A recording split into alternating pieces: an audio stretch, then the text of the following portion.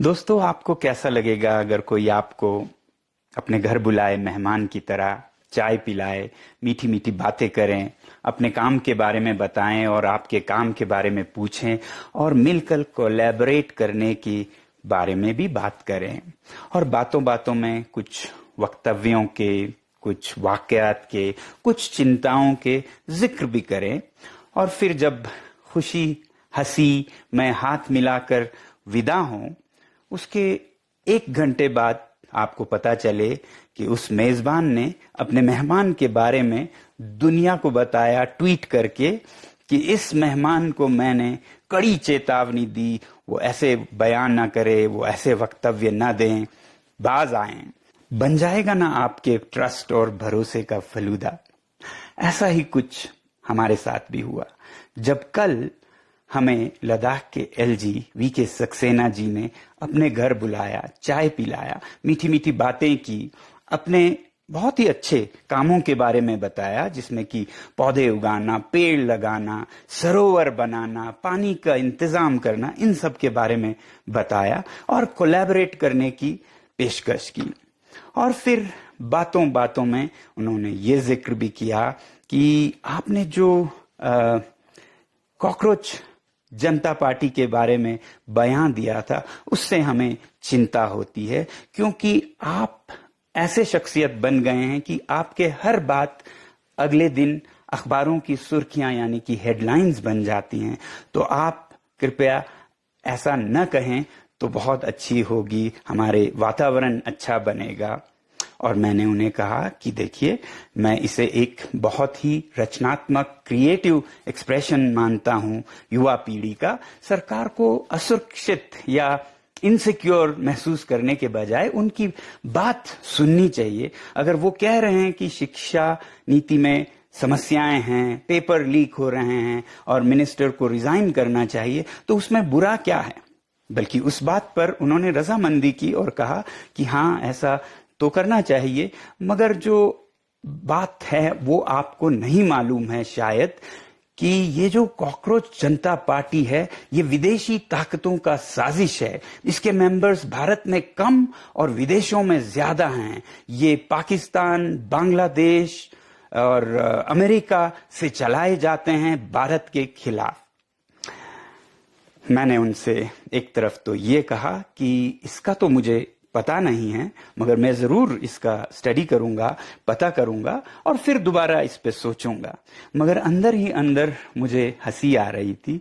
हंसी इस बात की, शायद एलजी साहब को ये नहीं पता था कि ये सब बातें या कहानियां वो उस आदमी को सुना रहे थे जिस आदमी पर करीब 8 महीने पहले ऐसे ही कहानियां बनाकर कि इसके पाकिस्तान से संबंध हैं, चीन से संबंध हैं, सोरोस फाउंडेशन से संबंध है, ऐसे कहानियां फैलाकर उसे एनएसए के अंदर जेल में 6 महीने बंद किया था। मैं वही शख्स था, मगर शायद उन्हें नहीं पता था क्योंकि वो नए हैं। तो इसलिए मैंने अपनी हंसी रोकी और मैंने कहा कि ये मैं पता करके आपसे बात करूंगा। और उसके बाद हमारी बातें इतने प्यार और मोहब्बत से हुई कि उन्होंने एक निमंत्रण भी दिया अगले दिन के एक फंक्शन के लिए।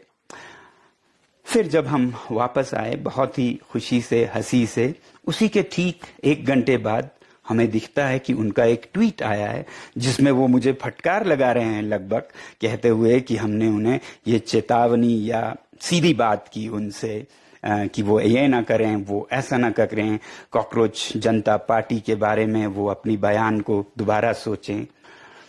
तब तो मैंने ये सोचा कि शायद एलजी साहब को दिल्ली में बैठे किसी आका को, बॉस को खुश करना था और उन्होंने अपना ये ट्वीट कर दिया और उससे वो खुश हो गए होंगे।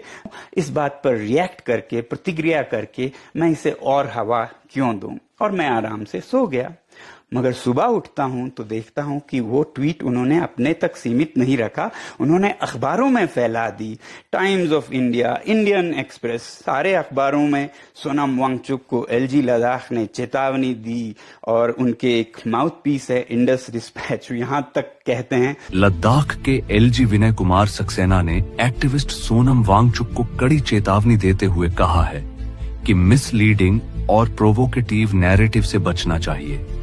तो मैं लद्दाख के एलजी साहब से कहूंगा कि आप अगर सच में लद्दाख में environment of mutual trust for meaningful constructive dialogue बनाना चाहते हैं, पीस बिल्डिंग और ट्रस्ट बिल्डिंग करें। और जहां तक कॉकरोच जनता पार्टी के भारतीय होने या ना होने का सवाल है, तो मैं ये आप पर छोड़ता हूं, कॉकरोचों पर छोड़ता हूं, और खासकर कॉकरोच इन चीफ दीपके जी पर छोड़ता हूं कि आप मुझे कन्विंस करें, साबित करें कि कॉकरोच जनता पार्टी के सदस्य भारत से ही ज्यादा हैं। तो मैं आपका समर्थन वैसे ही करता रहूं जैसे पहले किया, क्योंकि अगर कुछ लोग कहते हैं 94% भारत से हैं, 6% बाहर से हैं। 94 तो क्या 70% भी अगर भारत से हो, बाकी 30% अमेरिका, यूरोप, नेपाल, बांग्लादेश, पाकिस्तान से हो, तो मैं ये कहूंगा कि कम से कम क्रिएटिव एक्सप्रेशंस एंड प्रोटेस्ट्स में, कैंपेन्स में तो भारत विश्व गुरु बन गया है, क्योंकि भारत के इन आइडियाज के पीछे दुनिया अब चलने लगी है। तो मेरा समर्थन आपको जारी रहेगा। मगर अगर ये साबित होता है कि भारतीय है ही नहीं, ये विदेशी ताकतें चला रही हैं, तो मैं सच बोलता हूं, मैं दोबारा सोचूंगा और सबसे कहूंगा कि दोबारा सोचें। तो इसलिए आप पर छोड़ता हूं, ये साबित करें। बस इतना ही। जय हिंद।